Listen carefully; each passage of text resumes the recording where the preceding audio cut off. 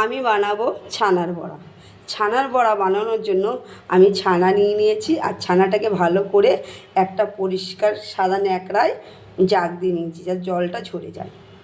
এইবার দেখো আমি এটার মধ্যে কি কি দেবো। প্রথমে আমি এর মধ্যে দিয়ে দেব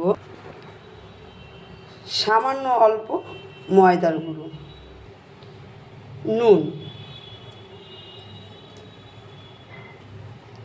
হলুদের গুঁড়ো, চিনি, জিরের গুঁড়ো, লঙ্কার গুঁড়ো অল্প পরিমাণের মতোই দেব, অল্প একটু খাবার সোডা। বেশি খাবার সোডা দিলে হয়তো ছেড়ে যাবে, অল্প পরিমাণে দিতে হবে।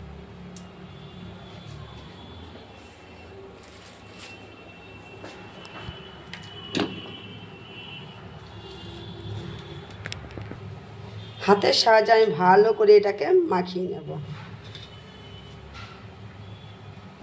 আমি ভালো করে মাখিয়ে নিয়েছি।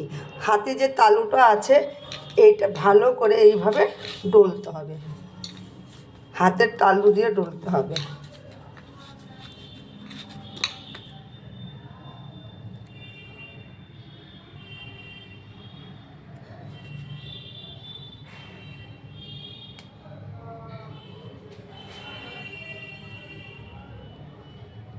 কি হচ্ছে